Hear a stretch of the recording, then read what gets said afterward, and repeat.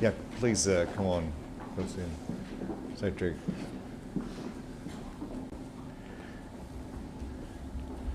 Thank you for joining us today for an important discussion on a health issue that impacts all Americans and has resulted in a global pandemic. And I want to recognize first Secretary Jamie Cook, my Director, Department of Public Safety, A.J. Geary, the Director of our Emergency Management. Stephanie Williams is with me, our Chief of Staff at the Arkansas Department of Health, because Dr. Nate Smith is returning from Washington. Dr. Greg Bledsoe, our Surgeon General. Thank you all for your leadership on our health and response team here in Arkansas. Earlier this morning, I received a briefing from my health and emergency management officials, and the important information that I want to convey to Arkansans is that we have no confirmed cases of the coronavirus known as COVID-19 here in Arkansas. We have no confirmed cases here in Arkansas. We are all taking this very seriously, and it is during this time that we are engaging in planning, contingency planning, education, and responding to inquiries from health officials and other interested people or concerned citizens across the state. So we are taking this very seriously and understand that this is a risk of this global pandemic reaching Arkansas. I did just get off the phone with Vice President Mike Pence, and during that conversation with him, he noted that the risk of infection for the coronavirus remains low. He also emphasized the numbers should be a part of the story, that there are 60 confirmed cases in the United States of COVID-19. Whenever you look at 60 in relation to the United States of America, it is indeed a small number. It is also important to note that in China, where this all started, the reported cases are declining. And so that is some good news for it as well. In Arkansas, as I mentioned, there's no confirmed cases, but there was one person who met the CDC guidelines for testing. This test was sent to CDC headquarters in Atlanta. The test results came back negative. Today, we have identified one additional person who meets the criteria for testing, and we are coordinating that testing with the Center for Disease Control. In addition, here in Arkansas, there are 10 recent travelers that are under home monitoring with daily check-in with the Department of Health and guidance being received from them. These are individuals that are not symptomatic, but they have traveled in a way that meets the CDC guidelines for monitoring. The Health Department is the lead agency in this state response. Dr. Nate Smith is leading this effort, and we're fortunate that he's not only the Secretary of our Department of Health, but he is also President of the national health organizations across the country. And so he's in a key position. He met with the President and the Cabinet officials earlier this week while he was in Washington. And I have directed that the Department of Health set up their incident command system. That is operational, it is activated, and I receive daily reports and immediate reports of any particular concerns from the Incident Command Center of the Department of Health. The Department of Health has the necessary statutory authority to isolate and quarantine for any patient who tests positive, and they will take that action as needed. Adam, our emergency management under Director A.J. Geary, is prepared to activate the Emergency Operations Center as needed, but it is not brought up to operation at this point. The citizens should take note of a couple things. First of all, they should take precautions just like they would in terms of a flu concern. They should because COVID-19 is spread like the flu. So wash your hands, use hand sanitizer, and don't go to work if you are sick. Very common sense approach to this, and that's what we're asking our Kansans to do, is to approach this in a wise manner, a common sense way, and just like you want to avoid the flu, you want to avoid COVID-19 in the same way. We also want to make sure that the people of Arkansas do not overreact. We go about our business, we spend our money, we drive the economy, and we conduct businesses because there's no confirmed cases in Arkansas, and it's important that we go about our daily lives without fear. 2 points that I conveyed to the White House and to Vice President Pence that need to be addressed at the national level. And one is we need to make sure that we have the ability for state-level testing to know whether somebody who is under surveillance, who has been tested, tests positive or negative for COVID-19. Right now, we have to send that to the CDC in Atlanta. We have to wait for those results. And as we continue to monitor this, we need to have state-level testing capacity. And I've been informed by our Department of Health that we expect to have that ability next week. We're coordinating that with CDC, but I emphasize how important that is to have our state-level testing and not simply relying upon our federal authorities. Secondly, I conveyed to the Vice President and to the White House that we need to make sure nationally that we have an adequate supply of personal protective equipment, such as protective masks. They're not needed now, but if we do have confirmed cases in the future, if we have additional that are under observations, then there's going to be a growing need for that protective equipment. And the Vice President assured me that they're looking at ways to accelerate and use emergency authority to accelerate the manufacturing of that supply that will be needed across the country in the future. The critical parts are communication and education. This is a part of our communication efforts. Daily, the Department of Health, through their Incident Command Center, will be communicating to our Kansans as to any reported cases, any facts that they need to know, any new developments in this. The Department of Health has activated their call center. They did that on January 30th, and that way epidemiologists can answer questions from health officials across the state. The number is 1-800-803-7447. And so that is primarily for public health officials, but we might comment more from the Department of Health as to who should access that line. We have received 62 calls that have been handled, providing information to healthcare providers across the state since that call line was activated.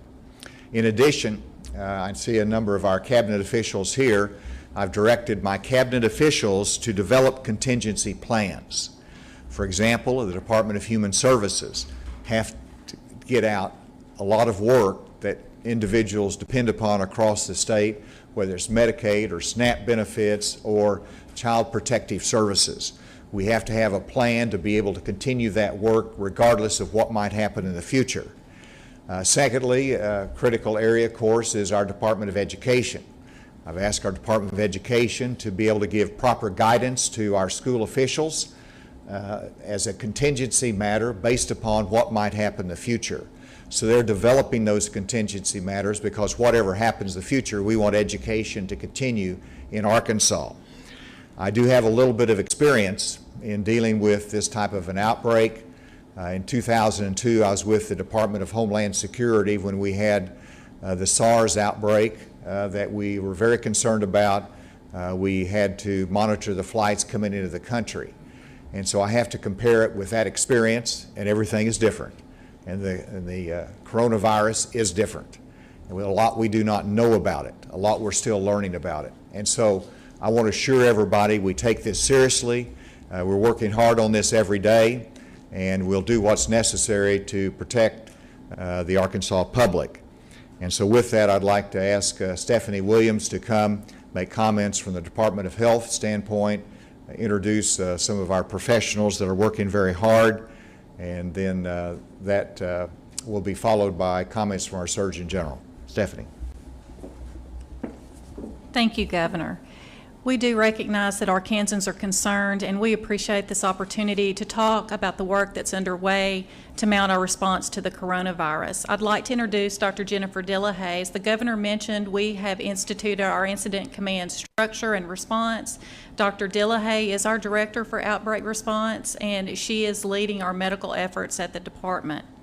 Also, just to reiterate, as the Governor stated, we currently do not have any cases of coronavirus here in our state, and we do consider the risk to the public at this time to be low. We are monitoring travelers, and I want to note that we appreciate the response we've gotten from those individuals. It's not easy to separate yourself from public interaction for a prolonged period of time. We're asking them to be monitored for 2 weeks, and they've done the right thing. They've been compliant with all the requests from our medical experts. Also, just to note, we are in constant communication with the CDC and other federal agencies that are involved in the response. We have a team of 74 health professionals. These are physicians, nurses, epidemiologists, our laboratory analysts, communications team that are on these calls and monitoring the situation. We get briefed at least daily, if not multiple times during the day. So we are engaged at that level. Also with our state partners, we're working with public safety, with our Department of Human Services, with our Department of Education, with local leaders, with our elected officials, with hospitals, local community physicians, EMS, and law enforcement agencies. Everybody is doing what they should do at this point, making sure we have lines of communication open and that we are referring to the plans. We plan, we prepare, and we drill for these types of situations, and so this is the time to put that good planning into action. The other thing that I would mention is that now is the time, as the Governor said, for everybody else to engage with us and plan and prepare. So we are asking you to first join us by logging onto our website and become familiar with that site. It is healthy.arkansas.gov. At that site, that's where you're going to find the status of our situation here in Arkansas. It also links you to the CDC so you can get the national perspective. Also on that site, it will have guidance for particular groups. For employers, there's a special guidance. For schools, there is a guidance. For travel, there is a guidance that's updated all the time. So it's a really great source of information. The other thing is there are lots of rumors. This always happens when we have these situations. So please go to the website. You will get information there. When we hear rumors at the department, we investigate those. We reach out to health professionals and hospitals to see if we can verify if there's a concern. If there is a legitimate concern, that will be reported on our website. So please utilize that site as your source of primary information. Also, the phone number that was mentioned, it is posted on our website. I would ask that you please read the information that's available on the website first before you call, just so we can make sure that we keep those phone lines open for our healthcare professionals and others that may have an issue other than just an informational need. And I believe that will conclude my remarks. And Dr. Bledsoe? Thanks, Governor, and thanks, Stephanie. I just have a couple of comments to make. The first thing I'd like to say is please remember that 80% of the cases of people that have coronavirus are mild cases. So the majority of people who are getting this illness are having very mild symptoms. The ones that are making the news, obviously, are the severe cases, but the vast majority of people who are getting this coronavirus are having very mild symptoms. And then also, to echo what Stephanie said, every family, every community should have a preparedness plan. And this is just a great opportunity to go through your preparedness plan as a family and think to yourself, what would we do in a situation if we couldn't get to the store or whatever? Not in a panicked way, not in something that's emergent today, but just be thinking about that. So the way I've been telling my friends and family is that if you knew that there was the potential that there was a snowstorm or an ice storm or something coming in the next few weeks, what would you do? How would you prepare for that? So just going through that as a family and as a community and thinking about those things so that every family has a plan in case there is some disruption because of the spread of the disease. And then lastly, just knowing this, that this is an evolving situation. This is something that we're watching. We're watching these other countries. We're watching California. We're watching other states. And as the situation continues to evolve, there is a chance that the number of cases could increase. But please remember that if this happens, we're watching this and we're learning and we're getting smarter. So on the federal level, on the state level, and internationally, we have experts who are looking at this and the spread of this disease, and every day we're learning, every day we're getting better, and there are companies and groups that are looking to provide the development of vaccines and therapeutics for this, and we're learning from the data that's coming out of other countries and areas about what specifically is going on in these patients and what makes the coronavirus that we're seeing unique. And so as these days unfold, we're getting stronger, we're getting better, and we're getting better prepared to adjust no matter what happens in the future. So with that, I'll conclude my comments, turn it back over to the governor. And I do want to thank Secretary Cook, who has met with many of our cabinet officials and convened our Homeland Security working group to make sure that we have the contingency plans that are very important for us. With that, we'll take any questions. Governor, give your background in federal government. What do you think the Trump administration's response has been so far on this, in particular President Trump? It seems he's has been consistent messaging on it.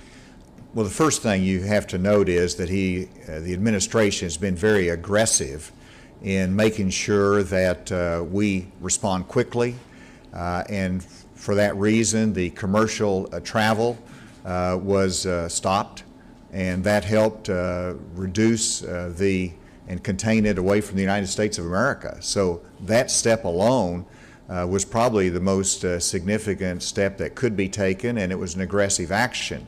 You actually contrast that to the SARS of 2002. We did not stop commercial travel. We monitored, so it was a more aggressive action than we had in 2002. The fact that he has appointed the vice president indicates the seriousness in which they're taking it.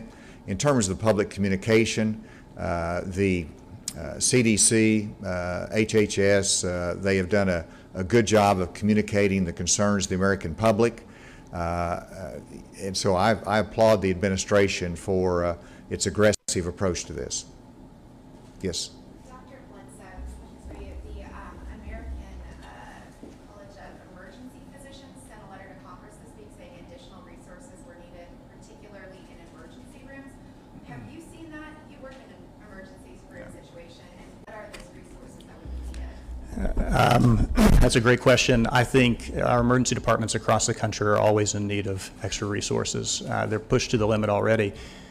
Whenever you start looking at a potential influx of patients, like for instance when you have a bad flu season, it always causes some problems in the emergency department. And I think the purpose of the letter is just to say that if this begins to increase in case volume, that we're going to need the potential to have other staff available, other resources like making sure that we have protective gear like masks and those sort of things. I think it's a good thing that the American College of Emergency Physicians addressed the issue, and I feel confident that the federal government's going to respond to that. But the take-home point is our emergency departments are pushed to the max already, and so it's something that definitely needs to be discussed.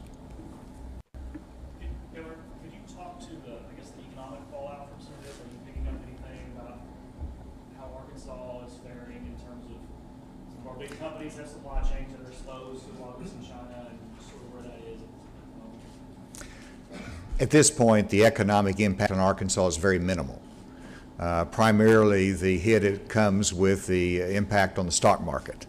But in terms of our economy, in terms of the consumer confidence, In terms of our business activity, it remains very strong. There will be a national impact from this. You're already seeing it. Anytime there is a national economic impact, that impacts us here in Arkansas. So it is a concern to us in the future. The important thing is that we do everything we can to contain it, to diminish its impact, and to give the public confidence in what we are doing to plan, prepare for it, and to get over this difficulty. And consumer confidence is an important part of it. And so Arkansans need to continue to do business, operate their business, to spend money, and that's how you keep the economy moving. What should Arkansans do in terms of traveling within the country and outside the country? Like, should people try to limit their travel to other areas? They need to look at State Department guidance on that for what region they're traveling to. But obviously the travel to Asia has been either stopped or curtailed dramatically. That does have a challenge for us with some of our international companies globally who's doing business in Asia. I know that yesterday we had a group of students from Harding University that returned from Italy in their study abroad, and they coordinated their return with the Department of Health. And so what you see is travelers naturally being careful, making good judgments as to where they travel, and getting good guidance from the State Department as to the level of safety. Governor, some characterize the administration, White House's response over the past week as scrambling. How much of a scramble have you guys gone through the past week as this? Well, we haven't scrambled. We have worked hard, and scrambling implies activity without necessary focus and preparation. That's not been our team. So we have been ahead of the curve, and we have the opportunity to be ahead of the curve here in Arkansas. Great health team, national leaders in infectious diseases that's on our team. So we've been methodically working through our contingency plans, as well as already putting up our incident command center, responding to and getting information out. I've been engaged in this from day one, whether it is involved with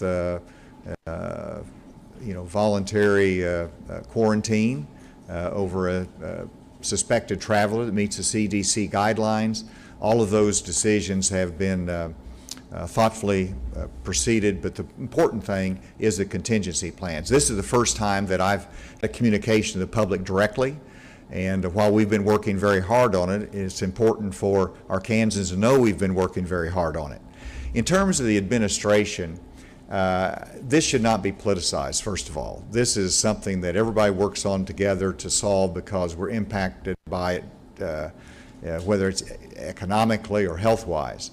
There was a debate on how much money the federal government should put forth. I like Senator Blunt's comments from Missouri, a friend of mine, and he said in normal times you would agree upon putting forth the original amount of, $5 billion, and then in 30 days you'd evaluate it and come back to Congress if you needed more and be granted. And now they're trying to front load it with some figure that nobody really knows exactly what is needed. So you get the money out there, and I have full confidence that Congress will fund whatever is needed in the future. So let's leave politics out of it, and this is something that I know the President, the Vice President will be focused on. The Vice President said he just talked to Governor Newsom of California and Governor Cuomo of New York. That's what I call working in a bipartisan way to address this national challenge. Governor, this obviously comes right along with flu season, and we saw all of the school closings just as a result of the flu. Have we learned anything from there was quite a few district-wide closings already this year. Have we learned anything from those closings that might help us be better prepared for coronavirus? Well, it's a good contrast, first of all, that I believe we've had 60 deaths this flu season from the flu. And so we always go through these challenges, as you pointed out, schools being closed. You know, what do we learn from that is education, and to make sure that we're taking the proper steps and sanitizing our hands and taking the normal precautions to avoid infecting someone else. We also learned that parents are very protective of children, and parents are not going to send their children to school if there's a risk of the normal flu, and obviously they're not going to send them to school if there's a risk of contracting the coronavirus. And so what you learn from that is you got to have contingency plans so that education continues. Hopefully we will not have that type of statewide concern. We won't have, hopefully, confirmed cases, but if we do, we recognize that will be an impact on education. In Japan, they've closed schools through the end of March.